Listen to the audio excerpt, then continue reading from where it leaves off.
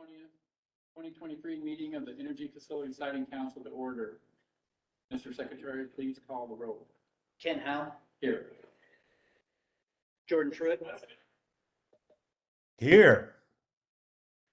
Cindy Condon. Yes. Harry Chalktooth, Here. Ann Byer, Yes. Richard Devlin. Here. Mr. Vice Chair, you have a quorum. Thank you. Mr. Secretary, are there any agenda modifications? Mr. Vice Chair, there are no proposed agenda modifications at this time. Okay, well, I have the following announcements. Please silence your cell phones.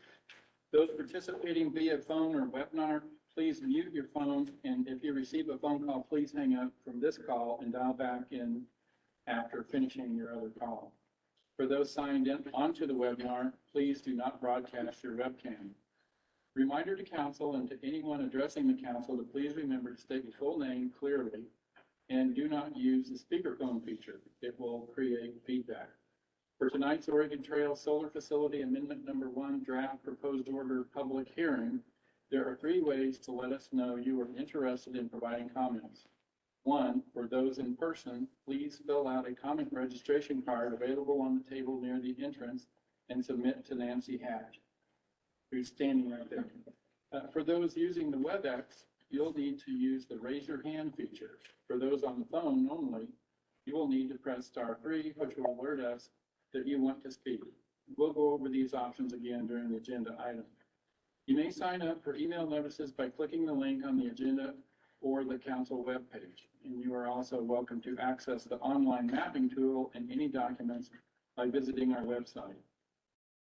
Energy Facility Council meetings shall be conducted in a respectful and courteous manner where everyone is allowed to state their positions at the appropriate times consistent with council rules and procedures. Willful, accusatory, offensive, insulting, threatening, insolent, or slanderous comments which disrupt the council meeting are not acceptable. Pursuant to Oregon Administrative Rule 345-011-0080, any person who engages in unacceptable conduct which disrupts the meeting may be expelled. So we'll move on to the approval of minutes. Consent calendar. So anybody want to move?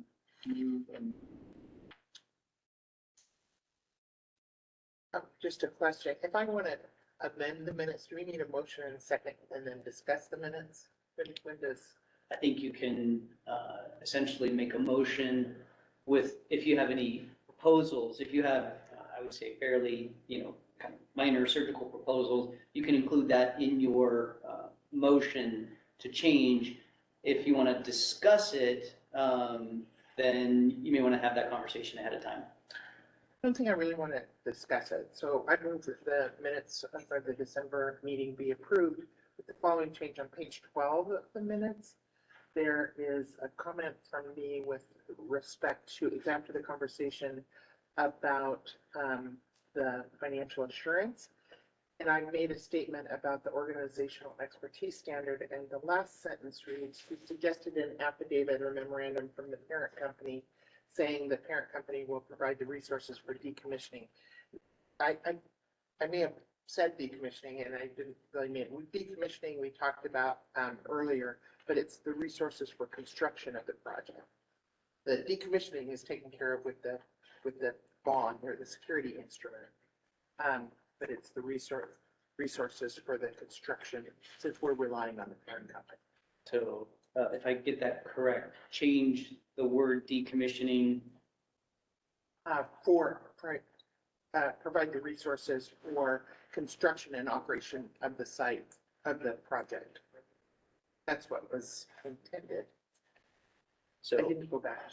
and maybe after a break or afterward, I can get the exact language Yeah. for you. But if council members have that and you're all fine with that, then I'm okay moving forward. Chair Howell, Vice Chair Howell, I would second the motion and the amendment Right. requested. I've got a motion and a second. Secretary, could you please call the roll? Ken Howe, Yes. Ann Byer, Yes, Richard Devlin, Since I was not a member at that time, I'm staying. Probably the only time I'm staying. Jordan Truitt, I too is not present, so I will abstain from the vote. Harry Chalktooth, I too was not present, so I will abstain from a vote.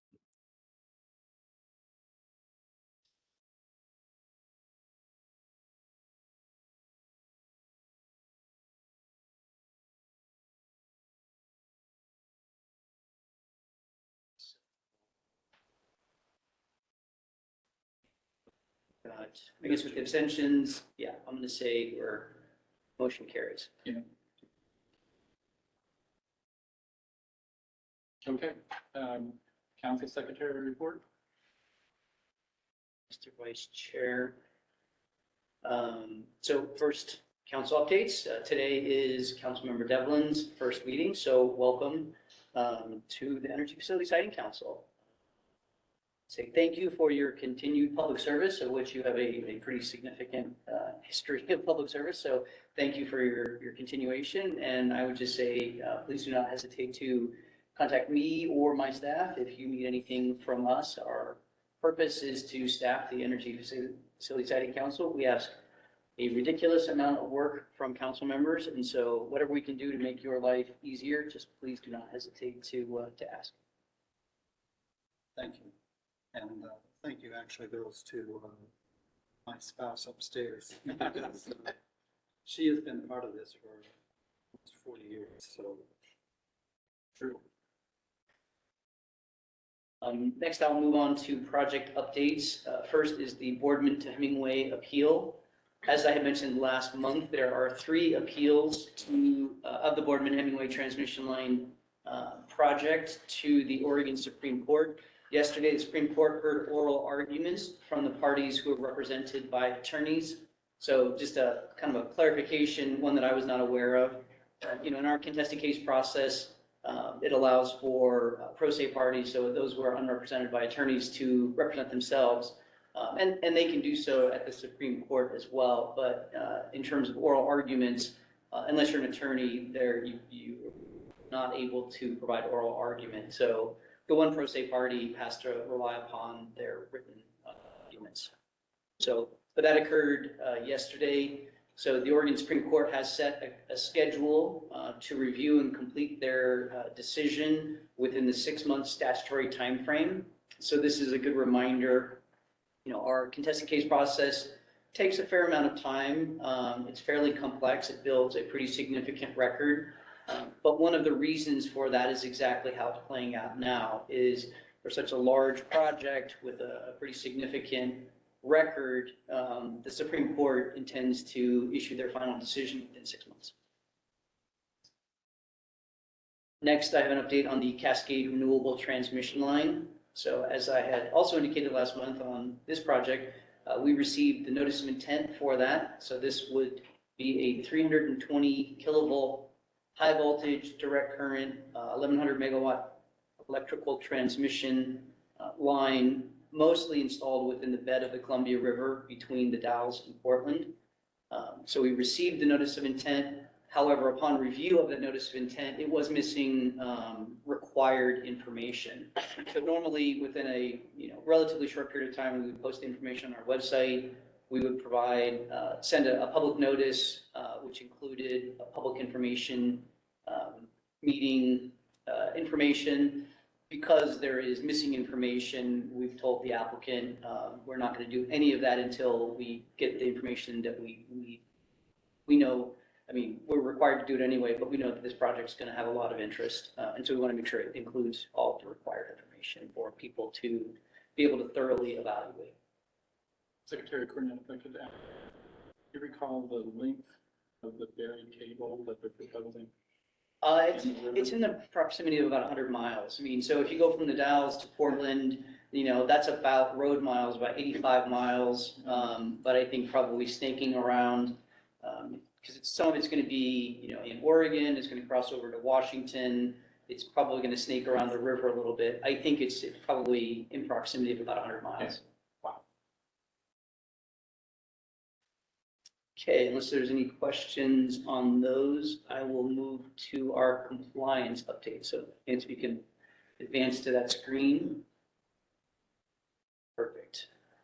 So there is,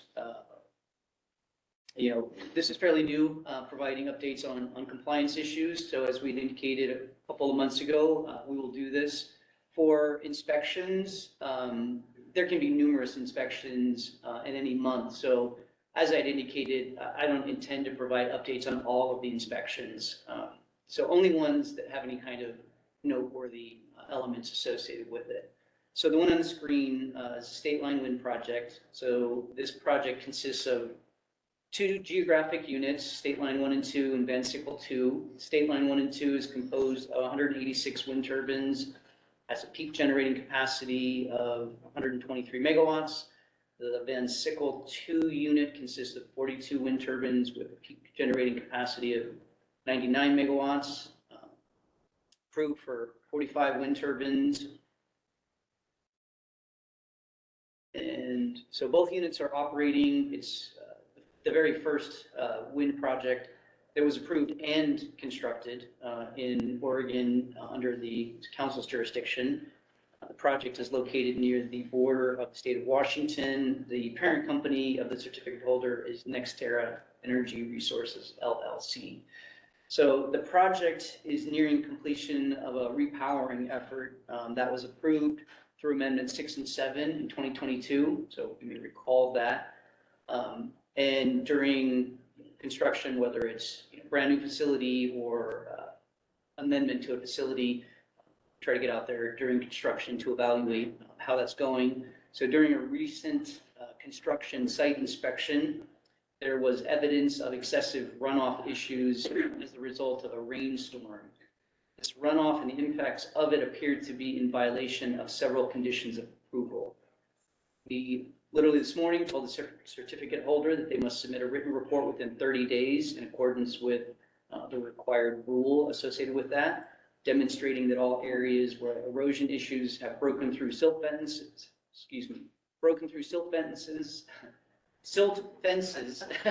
and traversed through agricultural fields have been adequately addressed and repaired.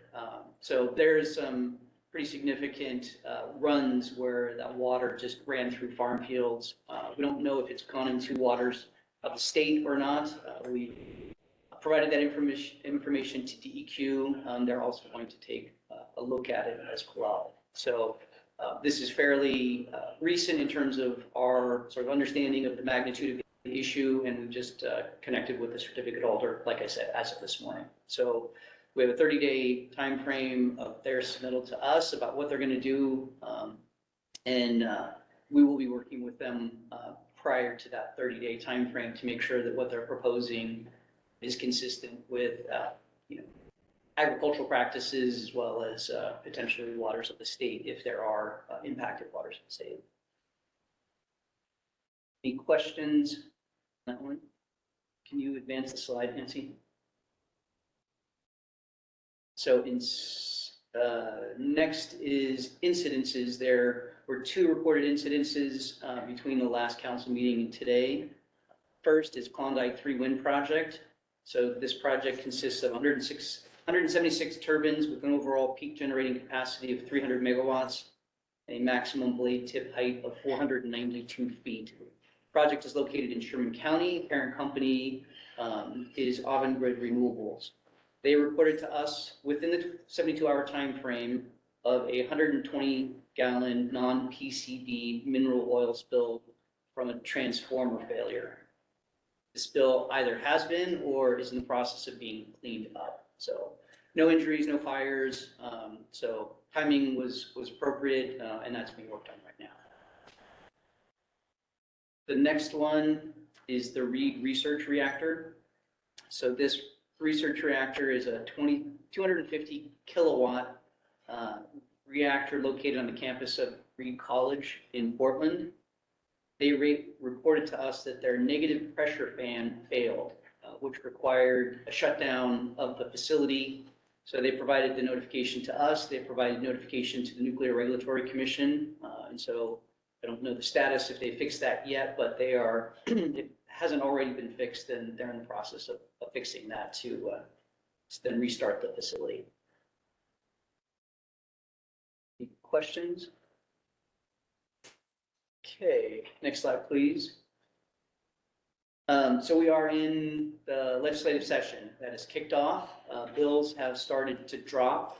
So what I'll do every council meeting, if it's me, I'll give you an update as to, what are the bills that we're looking at. We may have our legislative affairs person, Christy Split. So, she's here, or we're in Salem. I'll probably have her give the presentation because she can get into a lot more details than I can about it.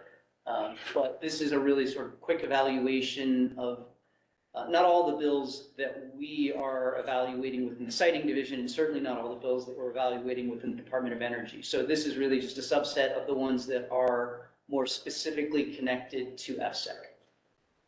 So the first is House Bill 2215. You can see I've got the relating to clause, and then the summary. So I've pared down, this is not the summary, the bill summary, it's my kind of pared down version of that. So this just relates to nuclear fueled thermal power plants. The background on this is that right now there are two elements. So a nuclear powered facility is within council's jurisdiction. However, there are two elements that make it practically difficult for somebody to propose a nuclear power plant in Oregon.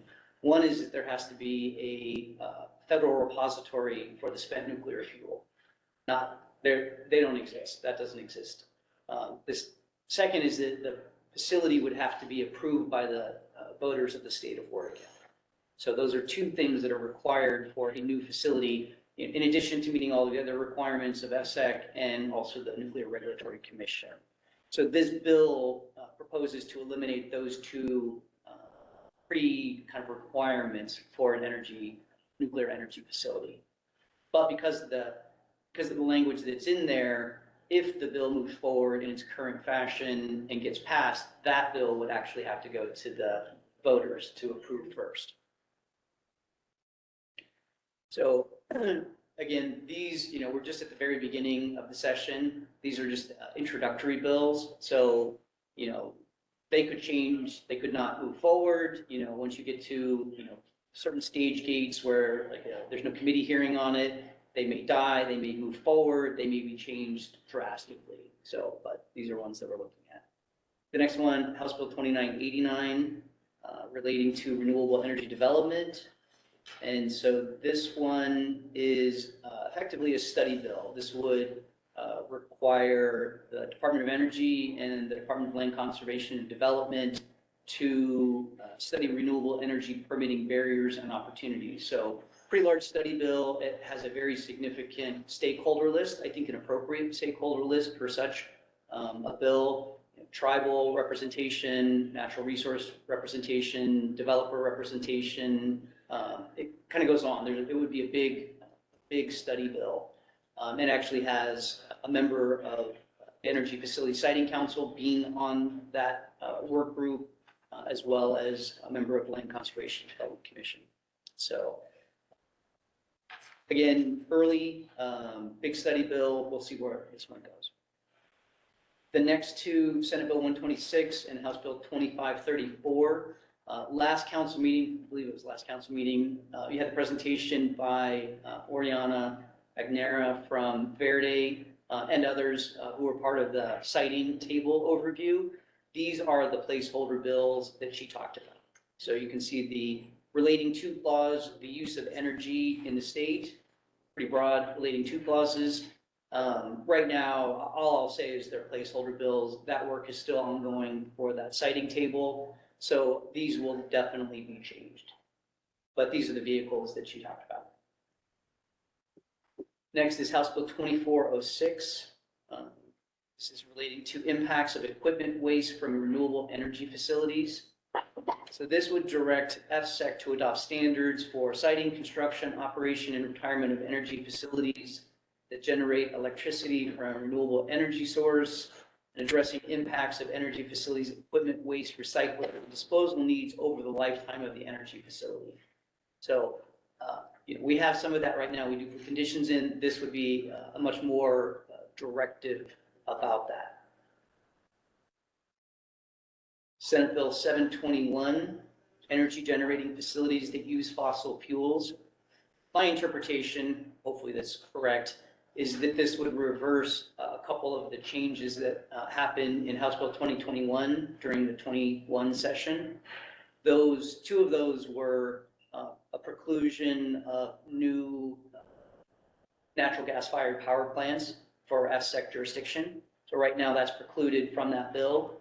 And then also an amendment to an existing plant can't change the amount of carbon produced from that significantly. And council did rulemaking on that fairly recently. My understanding of this bill is it would reverse those two things and allow for new natural gas-fired power plants and amendments to existing facilities that could add quote-unquote significant amounts of carbon. That's not exactly what the bill says, but that's my understanding. House Bill 2702. This one more ancillary to us, but it is interesting. State financial incentives for renewable energy generation facilities. So it essentially looks at the nominal capacity of a facility, and if that facility receives state incentives, they have to maintain that nominal capacity for at least 25 years.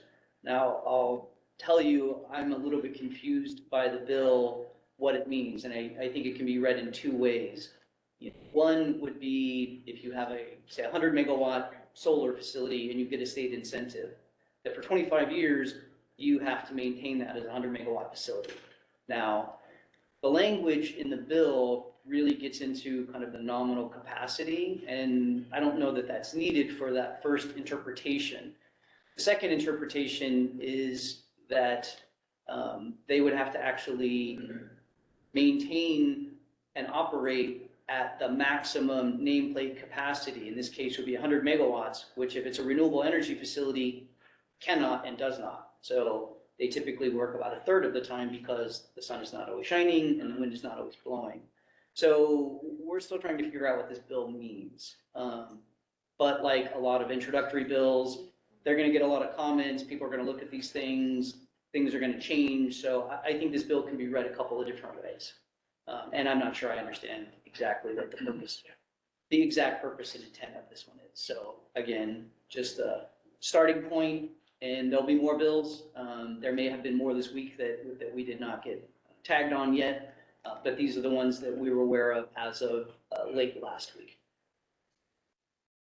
Any questions? If I may, what is the deadline for dropping legislation? It's very soon in both chambers, Okay. but usually members have, if they change the policy, a couple of bills that are commonly referred to as priority bills, and those are not necessarily priority bills.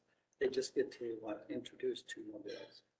Obviously, a member who can find a relating cause that they can utilize can introduce legislation at any time, get a hearing and a work session. Thank you. Yeah, I don't have the calendar up in front, but yeah, there's sort of the, initial drop, then there's a deadline to drop, and then as Councilmember Devon talked about, there are some nuances to that. With related cause, it's this broad, all sorts of things. Yes. Thank you. Okay, last item for me is the next council meeting. So it is scheduled for February 23rd and 24th. We have not yet determined if we will need that meeting. If we do, it will likely be in Salem, although I would need to run that by Chair Correll first to make sure that she was in agreement, and it would be a fairly light agenda. So if we do need a meeting, probably in Salem, would only be Friday, and it would be pretty short. But we haven't determined that yet, so we may get a break in February. And with that, unless there's any questions for me, I will conclude my secretary report. Okay, thank you, Secretary Cornett. Well, the next item is the public hearing on draft proposed order on a request for amendment number 1 of the Oregon Trail Solar Facility. This is the public hearing on the draft proposed order. The request said all that. So I, Kent Howe, Energy Facility Deciding Council Vice Chair, and serving as the presiding officer for this hearing. Today is January 19th, 2023. The time is 5:55 the evening, and this public hearing is being held at an Energy Facility Siting Council meeting in person at the Hotel Condon in Condon, Oregon. This hearing is also being held via a WebEx webinar with a call-in option for those who cannot participate in person or via webinar. Kathleen Sloan, Senior Siting Analyst at the Oregon Department of Energy, will provide an overview of the amendment process and changes proposed in the amendment request. So I'll hand the meeting over to Ms. Sloan for a staff presentation, which is approximately 15 minutes or so. Thank you, Councilmember Howe. For the record, my name is Kathleen Sloan. We are working on the Oregon Trail Solar public hearing. But before we launch into the public hearing format, I'm going to go through an informational item that gives you an overview of both the facility, our process, and then the way to participate as a member of the public. Some background on our process. The Oregon Department of Energy Siting Division has one primary objective, which is to follow the mandates established in 1975 to review large-scale energy projects for compliance with applicable standards and rules. For reference, siting refers to the technical permitting review of a proposed energy facility against a number of predetermined standards based on a site-specific locational issues that may be affected by any particular facility. Please note that land acquisitions, land easements, and land leases are outside of our FSEC review process. The Oregon Department of Energy Siting Division serves as staff to the Energy Facility Siting Council, which I'll also refer to as the council or FSEC. Our council consists of 7 members serving in a volunteer capacity. Council members are appointed by the governor and are approved by the Oregon Senate and represent a diversity of professional backgrounds from across our state. While ODO siting staff make recommendations to FSEC, FSEC itself is the final decision-making authority for energy facilities under its jurisdiction, and this includes the requested amendment for the Oregon Trail Solar Facility. Next slide.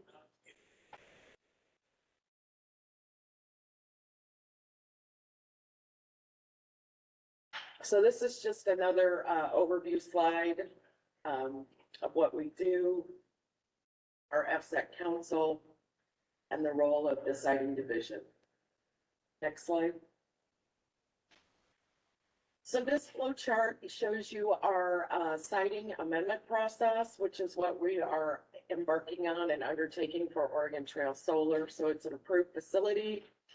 It already has a site certificate, and this is the first amendment request. To start that process, the certificate holder submits a preliminary request for amendment. The department issues a public notice, and we engage in our reviewing agency review and coordination.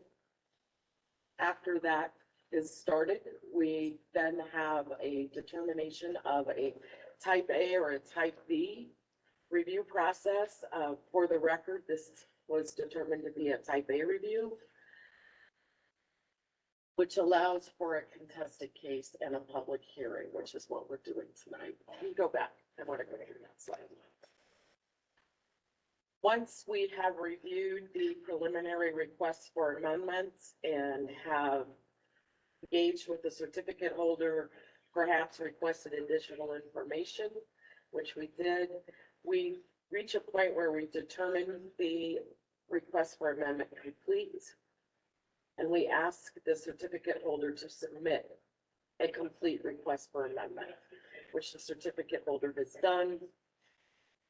At that point, the department the siting division prepares the draft proposed order and issues the completeness determination.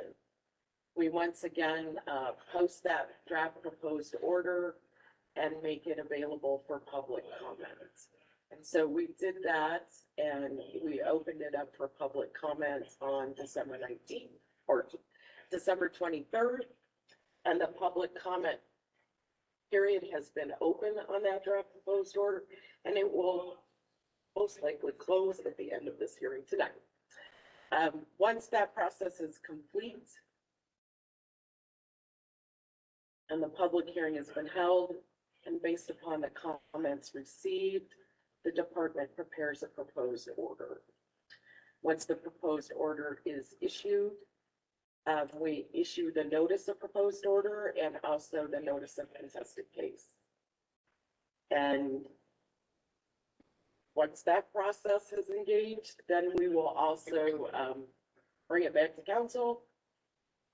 And the final order on the amendment request will be issued by council. Okay, just one clarification on Yes. there. So unlike an application where a contested case is a mandatory part of it, so there will always be a hearing officer, there will always be a contested case in an application, and so that is a mandatory stage. For an amendment, it's not a mandatory stage, only if somebody comments at the DPO stage and requests there be a contested case, will council evaluate effectively whether there's a contested case is needed or not. So it's, again, it's kind of an important distinction. So if nobody Yes. requests it, we'll just move directly to the final order stage. But if somebody does request that, we will come back to council with that request, and you will conduct that evaluation of whether there should be a contested case. And I think while we're talking about it, it's important to also emphasize that only those persons who raise a relevant issue in person at this public hearing or in writing by the comment deadline on the draft proposed order may participate in the contested case. So the contested case will then be run by the FSEC presiding officer. Mhm. Nope. Contested case would likely be done by A a hearing hearing officer that officer? would be Okay. appointed by FSEC at that Okay. point. And then for the final order phase, FSEC reviews the hearing officer's recommended contested case order and issues a final order, either approving or denying the request for amended site certificate. The final order's findings of fact and conclusions of law are based upon the proposed order and any outcome from the contested case, if there is one. If the council approves the amendment, they will then issue an amended site certificate. Next slide. So I'm just gonna give a brief background on the Oregon Trail Solar Facility. Like I said, it is a approved facility. The certificate holder is Oregon Trail Solar LLC. The parent company of the facility is Auburn Renewables LLC. It is an approved combination of wind, solar, and battery, generating capacity of up to 41 megawatts. And it has an approved site boundary of 13,866 acres. And on the map, you're gonna see several different colors. The blue outline is the approved site boundary. The approved wind micrositing corridor is the area in orange. The area in pink is the 1,200 acres that was, 1,228 acres that was approved for siting the solar components. And the wind facility is up to 16 turbines, but the maximum capacity of the facility at this time was approved for 41 megawatts combined. Any combination of that. Plus, it has shared and related facilities. Next slide. So this is just a little bit about the site certificate history. Montauk Wind Power Facility was approved by council to be a larger 404 megawatt wind and solar facility with 100 megawatt battery storage. The site certificate was amended in 2019. And that was Amendment 4. And what that did was prove all of those things. The certificate holder came back for Amendment 5, and the certificate was split. And it was split into Montauk Wind, Montauk Solar, and Oregon Trail Solar. So there are shared and related facilities between the three. And what we're here tonight for is the Oregon Trail Site Certificate. And I believe I mentioned this is the first requested amendment for that site certificate. And that site certificate was approved in September of 2020. Slide. Quick, Yes. question, this one, on that slide. Do you want to go back to the slide? Well, there's a battery facility, originally, and it's not meant, oh wait, there it is. It's in the solar, the two, okay, I see it now. I didn't. Correct me if I'm wrong, it is actually situated, cited in Montauk Solar, right? Yeah, so they share, Oregon Trail Solar and Montauk Solar share the battery storage, but it's already constructed within the site boundary of the Montauk Solar. Yeah.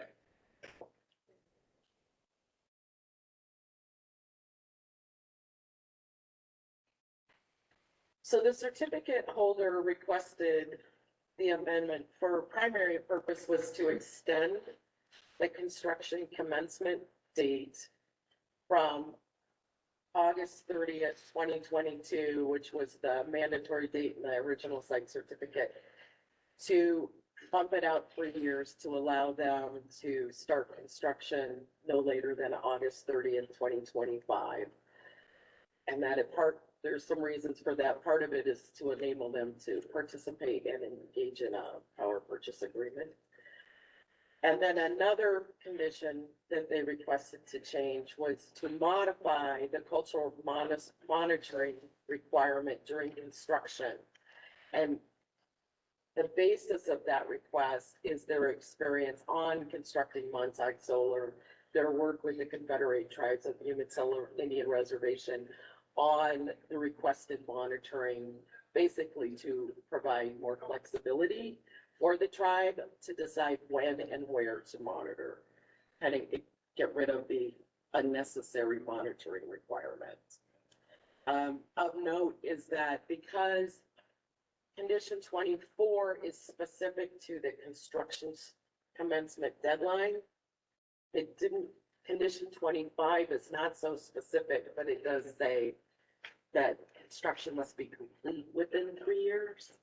So kind of by inference, that condition is also modified to give them another 3 years from the commencement date.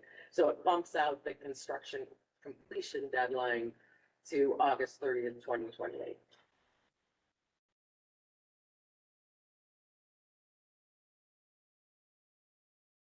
Next slide. So this slide is just to give a scope of review for council for a time extension request, which is what this is. For a request for an amendment to extend deadlines for beginning or completion construction dates after considering any changes in factor law since the date of the current site certificate was executed, that the facility complies with all laws and council standards applicable to an original site certificate or application. So the scope of our review is that this is basically a general reopener. So the department, when we do the draft proposed order, we go through every standard, even though the requested amendment is not specific to every standard, and then look for any changes in factor law since the last time council. Next slide. So this is just an overview slide of our procedural history for this amendment request. So the department received from the certificate holder that preliminary request for amendment 1 and a type B review amendment determination request. So when they submitted the preliminary request for amendment, the certificate holder requested a type B process. And the department engaged in a review of that, and we actually determined that the type A process was appropriate and would be maintained. We made that determination in November. We determined that the application or the request for amendment was complete on December 14th, and on December 19th, the certificate holder submitted that complete RFA, and that was posted to our project webpage. The department issued the draft proposed order on December 23rd, 2022. And the two next items that are highlighted in red are where we are at now. So tonight is the public hearing on the draft proposed order. Tomorrow, presumably, if the council so deems it at the end of this hearing, we will review that draft proposed order with council tomorrow. But that is dependent on the outcome of this hearing. And then based upon those comments received, we will then issue a proposed order. And a final decision will be issued by the council at a date to be determined. Next slide. So I'm going to go over a little bit about the public participation at the draft proposed order stage. As I noted earlier, when we issued the draft proposed order, it also opens the public comment period on the requested amendment. So that public comment period opened on December 23rd when we issued the DPO.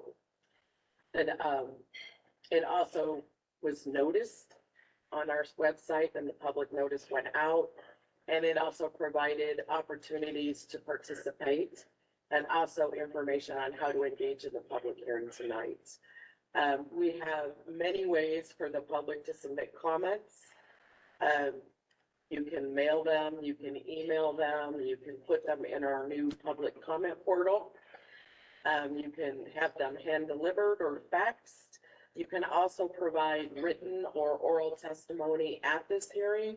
And if you are on the phone or on the WebEx, you also have the opportunity to provide that oral comment when we open it up for public comment. And I will also work with Nancy, and we will notify you of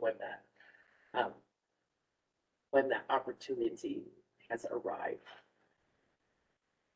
So anyone who wants to participate will need to raise the issue on record, either in person or remotely at this public hearing, or have submitted in a written comment to our department before the deadline given in the notice. In this case, the public comment period will end at the end of this public hearing this evening. It's important to emphasize that failure to raise a relevant issue, either orally or at the hearing or previously in the written comment, precludes any further participation in that FSEC process. So if you want to participate in the future through a contested case, it is important to make those comments, have them on the record, either written or orally, before the end of this hearing. Next slide.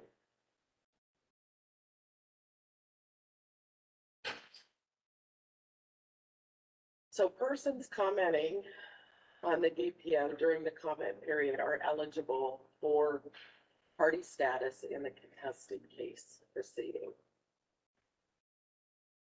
It's important that to be considered for party status, you need to, for a contested case, you need to meet two criteria. The first relates to timing. To be eligible to participate in a contested case, a person must raise the issue in person at the public hearing or have submitted a written comment between the start of the DPO and by the time the record closes at the conclusion of this hearing. The council will not accept comments after the close of the record at the conclusion of this hearing. The second criteria relates to the content of the comments. For consideration in contested case, issues must be raised so that they are within council's scope of jurisdiction, and they must be raised with sufficient specificity so that council and the department and the certificate holder can understand the issue raised and are afforded an opportunity to respond to the issue. And to raise an issue with sufficient specificity, a person must present facts that support their position in the case. Next slide. So at this point, I'm going to turn it back over to our presiding officer, which is Vice Chair Kent Howe.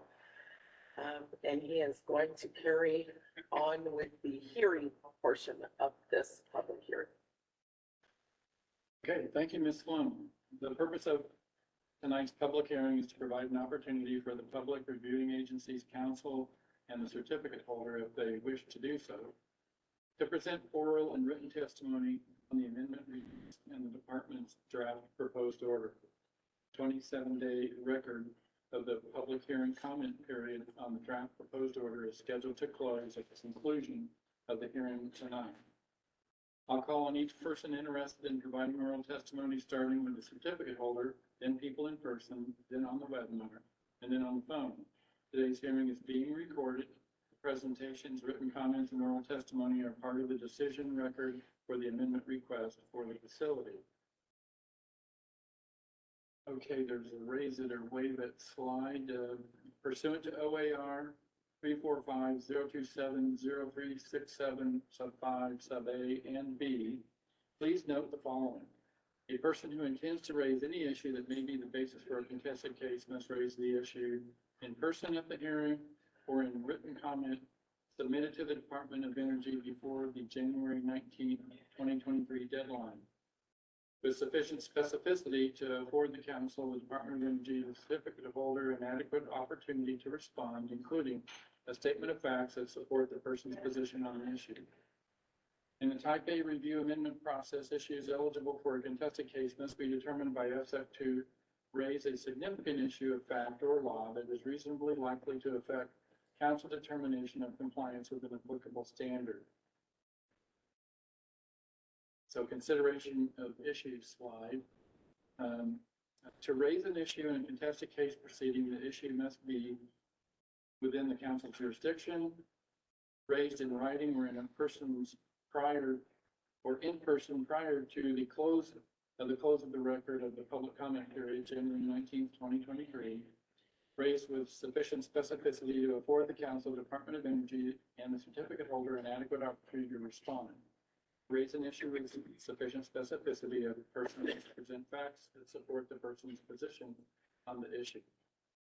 So for the oral testimony slide, for any individuals wishing to provide testimony during tonight's hearing, for the record, please include the following in your testimony: full name with spelling, physical mail or email address. The certificate holder testimony slide is the certificate holder here tonight? Do they wish to provide testimony? Are there individuals in the room that wish to provide testimony? Okay. Nancy, could you please check the webinar and phone if there's any members of the public that wish to provide testimony?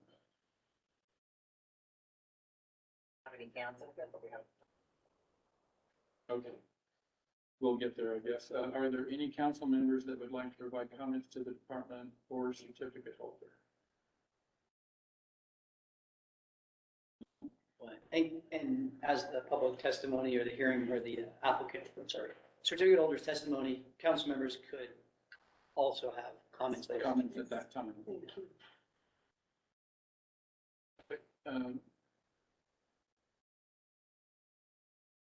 So are we at that point?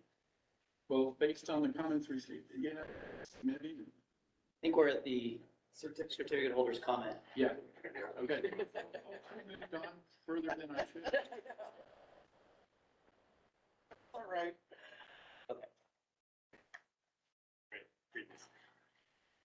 Vice Chair Hal and fellow councilors. My name is Matt Hutchinson with Avangrid Renewables and representing the certificate holders today. My mailing address is 2701 Northwest Vaughn Street, Portland, Oregon, 97211.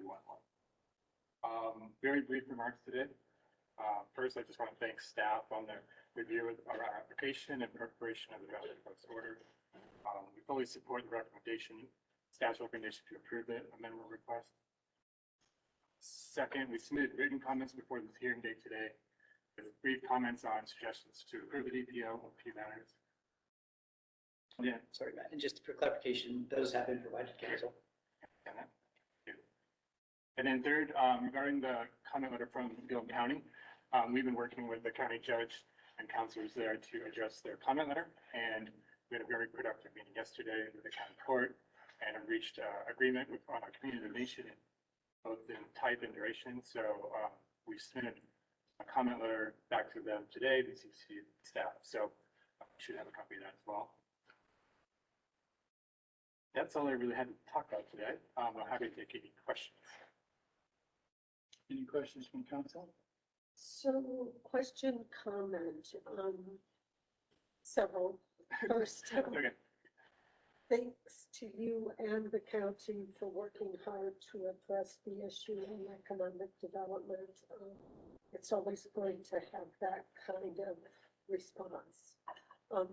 Second, one of the comments that came out of your first comment letter addressed the issue of the wildfire requirement and the requirement to revisit the wildfire management plan every 5 years. So just for staff and the applicant, I think this is one of our early applications of our wildfire administrative rule. And the requirement for the 5-year look back does seem to go beyond what our administrative rule required. That having been said, we understand that wildfire does rise to that level of public health and safety, and it's kind of an emerging science. I'm just a little uncomfortable requiring a specific look back of 5 years when I don't see that authority in our administrative rules. I do think it may be something for us to consider as we look at the amendment process. And also, I think we're required to reevaluate administrative rules every 5 years.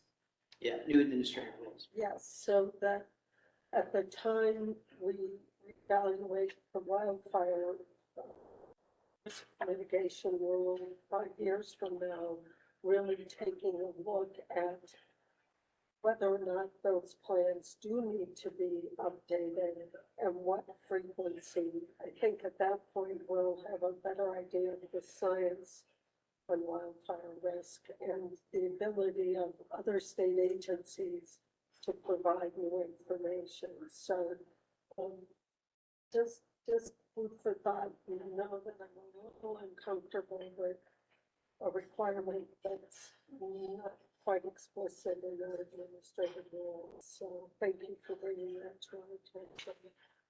Just, Mr. Vice Chair, if I may. So the way that we've structured the sort of the ability, it's fine to make a comment on that, or when, you know, there's a time later on when it's sort of more specific for council, either one's fine.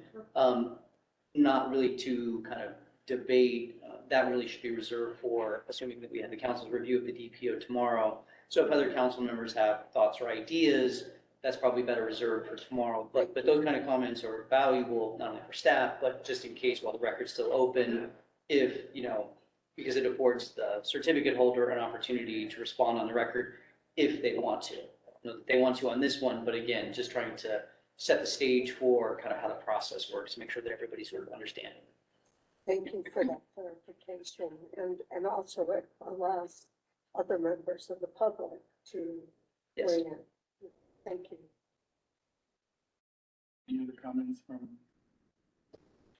questions? Councilor Devlin. Thank you, Mr. Chair. This question may be slightly out of our purview, so I'll be careful. Is the reason for the delay, is it supply chain based? Is it labor force based? Or is it all the above? Councilor Devon, very good question. Yeah, so in our application, we mentioned all those reasons. So we are participating in an RFP response for the project to obtain an offtake or power purchase agreement. We've also referenced the challenges for the supply chain over the past few years and the limited worker availability. So this is like, as the original slide talked about, this is our third phase of our Montague complex. So this is right for. Thank you for the question. Any other questions or comments? Council? Okay, Well, thank you. thank you. So are there individuals in the room that wish to provide testimony?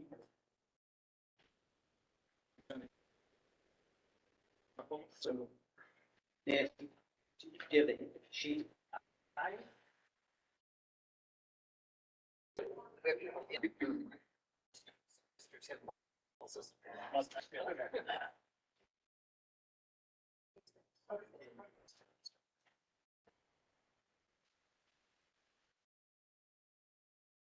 Good evening. I'm Tim Holtz. I actually farm the ground that's gonna be in the Oregon Trail project. I'm a sole farmer on it, as it turns out. I own part of it. I lease part of it from Ann Flores. She lives in Colorado. She kind of just realized on me to tell her what's going on around here. It's just far away, but anyways, total ground I farm is 17,700 acres, and that's in Morrow and Gillum County. Some of it's owned, most of it's leased. This Oregon Trail project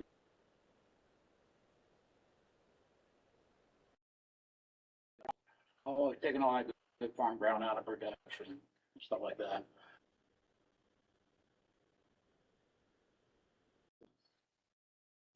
Project is really, that's only 250 of my farm ground. That's what it's gonna end up being. So that's a very, very small portion. So, and I kind of broke it down to give you guys a better idea what that means. All right, my 10-year average, 30 bushels per acre is what I per acre. And if you take 250 acres times half, because you guys notice it's pretty dry out here, so we'll grow a crop every other year on the ground. So that comes out to 4,750 bushels of production a year, or about 5 truckloads a week.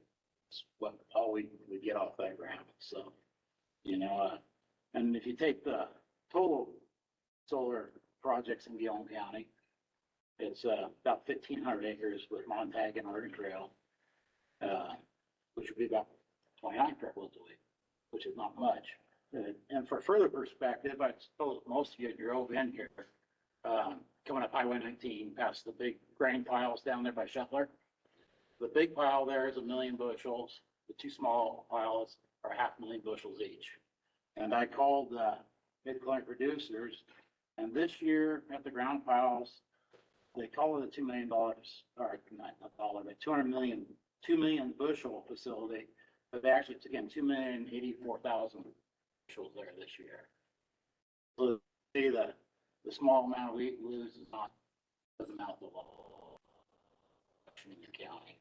That's just the one pile. We also took in 1.286 million bushels at Arlington, almost 1 million bushels in Condon, another 500,000 bushels at their elevator and Michello. So, and that, if you follow through my example of truckloads, that's about 4,834 truckloads of wheat in Gillum County.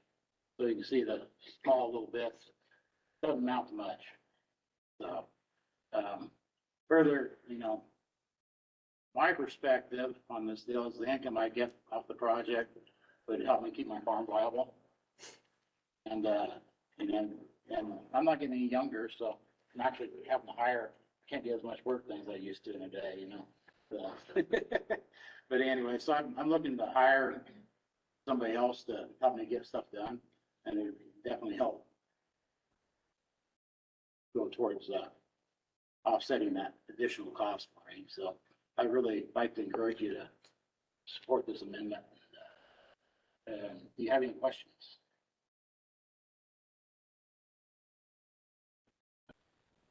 Mr. Holtz, I didn't get, I was busy writing, it's the 10-year average, 38 bushels. 38 bushels. Okay. Yeah, I'll leave this with you. So you can take it. Yeah. Thank you. Thank you. Just thank you so much All for coming in this evening. It gives us some context. Yeah. That's what I figured. Those will school. Thank you. All right, thank you. Okay, are there, the next individual, yes? Have Mike, was it Aldrin? Aldrin, yeah. Good evening. My name is Mike Aldrich, MikeAlldritt. I'm here tonight in favor of the amendment. I also represent 1,500 retired and active members of Iron Workers Local 29. We've worked on several of these projects so far, and it's provided a lot of work opportunities for our members out in these rural areas, which a lot of our members a lot of the time will have to travel to Willamette Valley to get work. And with these projects out here, it allows us to stay in the area, in which it also allows us, building trades, to bring in apprentices to the trades from this area. And our apprenticeships lead into careers that provide living wage jobs for their families, full family benefits, pensions, just all around good careers. 25-year member myself, and it's been a good road. So, and also, for the surrounding communities, the small towns that picked up a lot of business. I had members stay in Arlington this last summer. All the RV spots in town are full, the motel is full, restaurants, gas stations. I just think these projects are all around good for the communities and the people that live in. The opportunities they provide for employment and revenue for businesses. So I'm here in support of it, and I hope you guys will support the amendment as well. Thank you for your time. Thank you.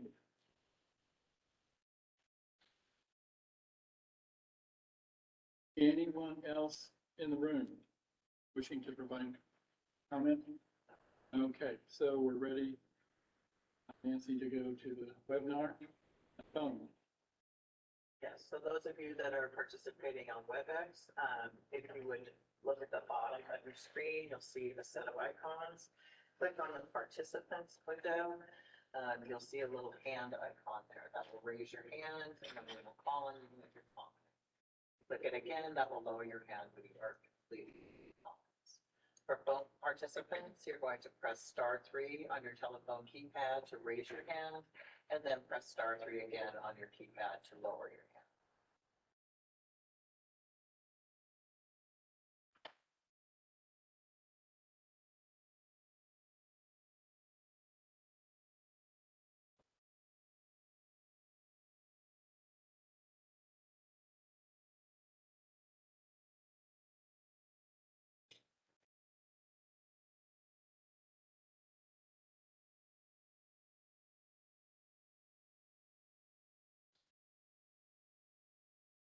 Sorry, my computer was taking. Okay, so first up we have Paul Philpott. Paul, I'm unmuting your mic.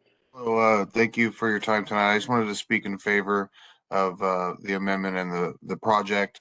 I'm a representative of the Northwest Carpenters Union, and these, again, to echo the previous comments, these types of projects allow our membership to stay closer to home when they live in these rural areas, and it allows them to get the training that they need and to have a living wage to provide for their families. And so I just appreciate your time and thank you for allowing me to speak.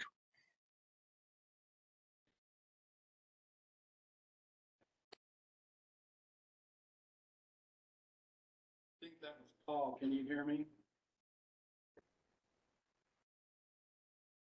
It was, what was the last name? Bill Potts. Philpott, Philpott.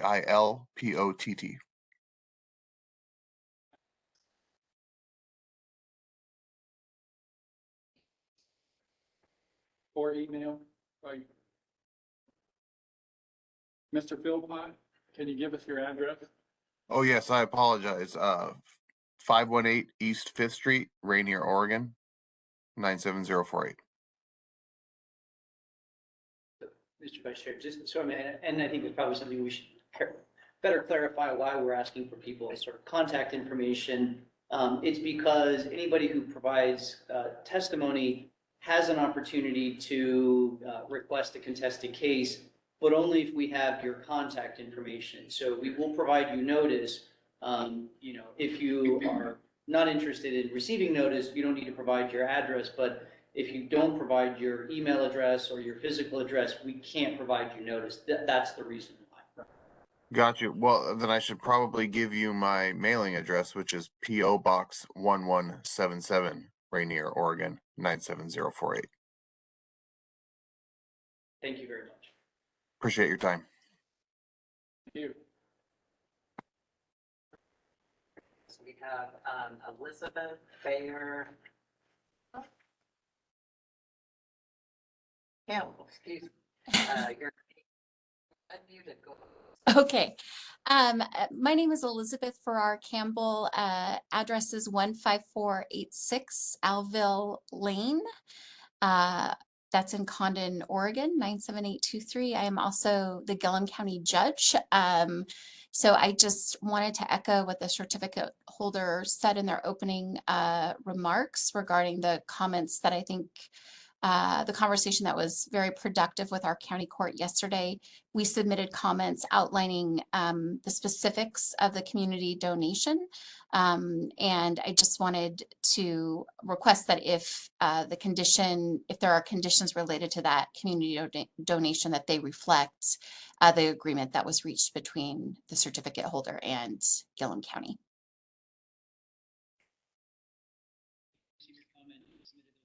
So, and just to take the opportunity, if any council member has any questions.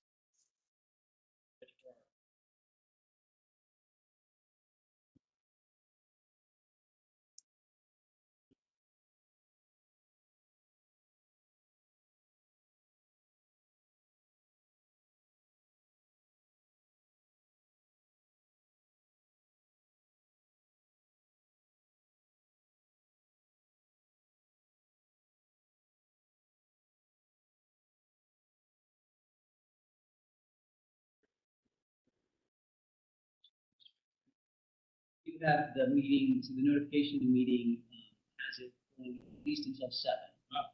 So we have to be online until at least 7. So my suggestion would be to move to the next, which would be council, and then go back to the phones to allow council.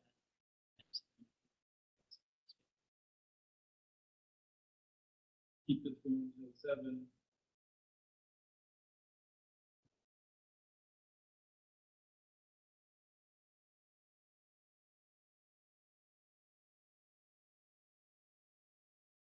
Chair Howard, as I stated, I had one question about the want to thank staff for outlining things that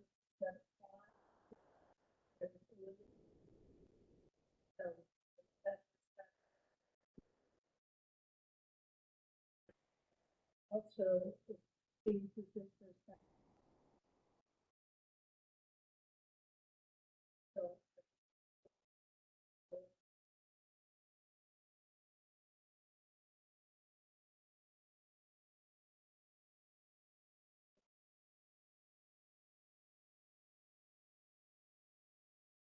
We have space in the bill, Mr. Vice Chair.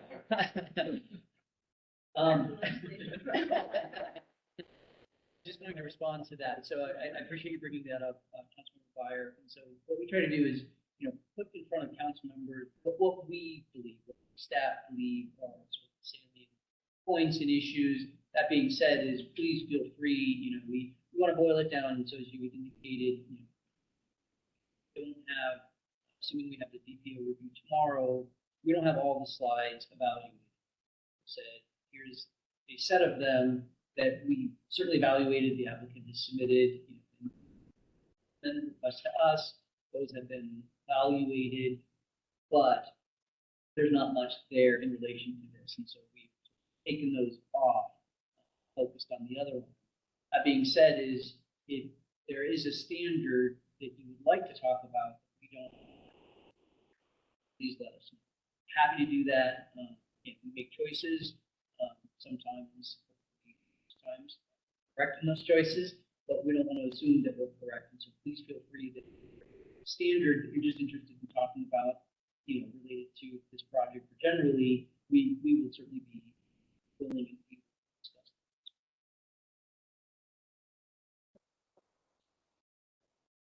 The criteria that we look at for changes in law, changes.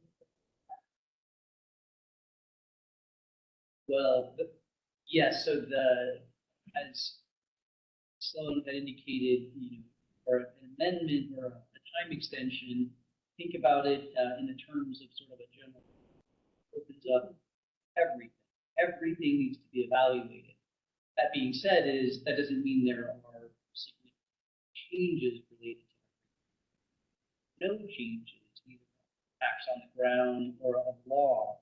We still have to evaluate those. The certificate of interest to submit information to prove there are no changes. We have to evaluate them to make our recommendation to you. So the scope of review is quite broad. It's everything. But in practicality, that doesn't mean that everything, that all of the rules, all the facts on the ground are changed. We have to evaluate them all to verify if they're not. Again, those are the ones we put aside and said, we don't really need to spend much time in council's review of this, even though both the certificate holder and us have done that evaluation. So the scope of review is everything, and it's quite broad.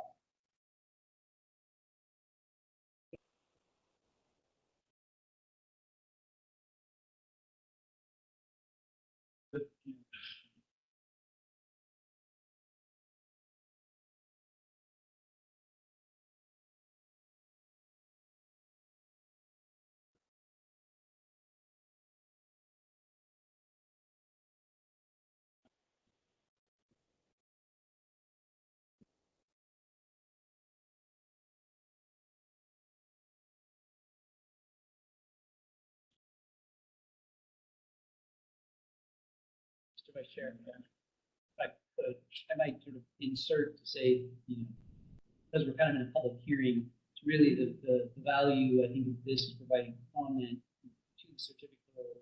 I would request that kind of discussion amongst council members, question or comment, discussed.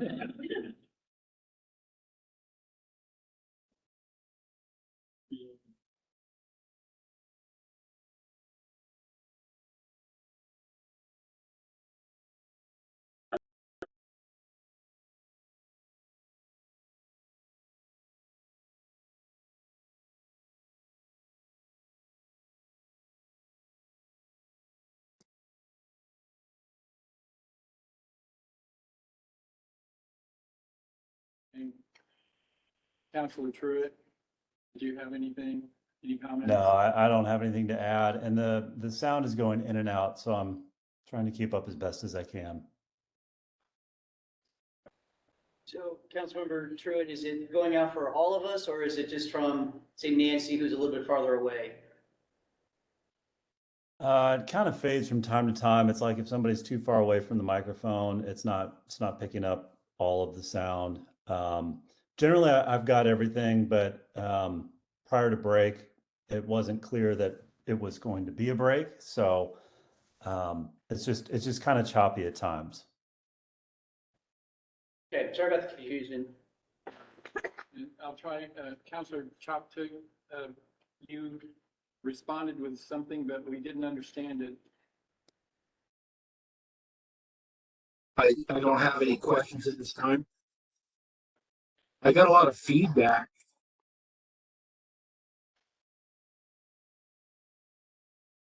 You were also going in and out before the break.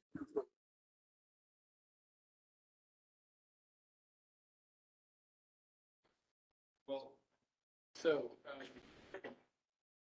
let's check again, phone and webinar, see if there's any other comments.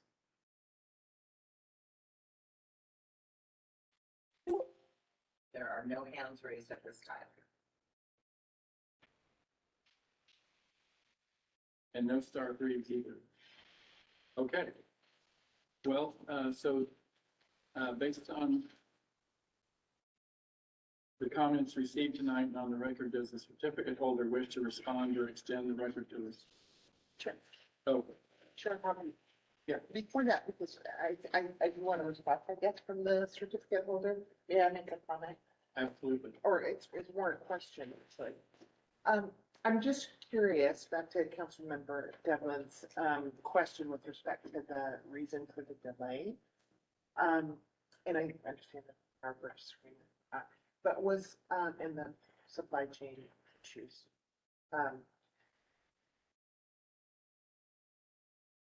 Because, this project is, the site certificate holder is an LLC owned by a parent company that has multiple projects around the world, as I understand it.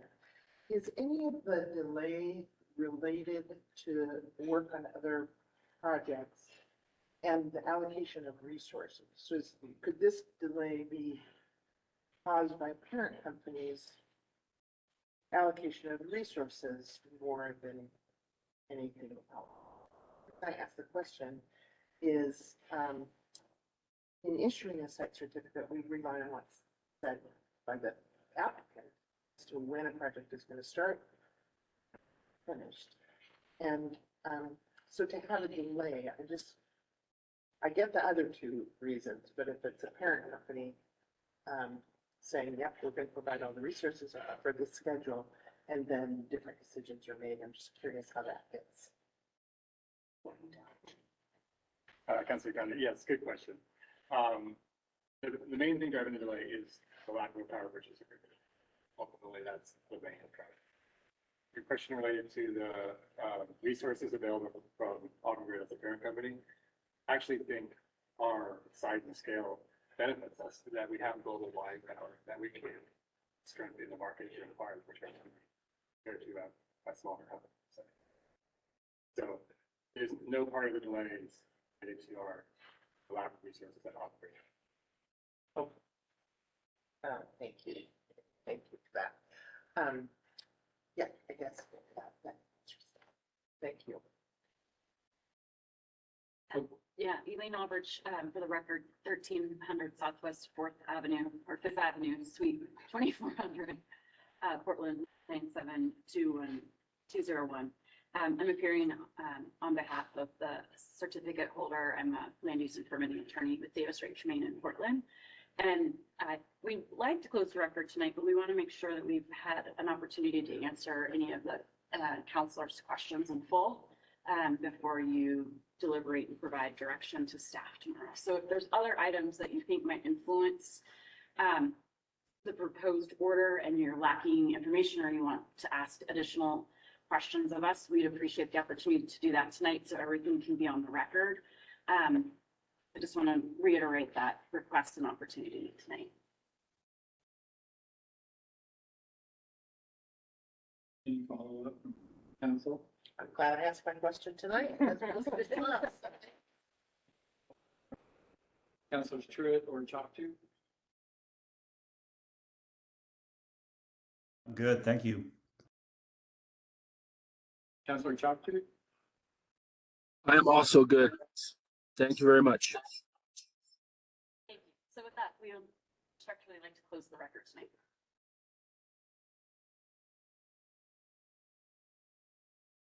So I think that concludes the hearing.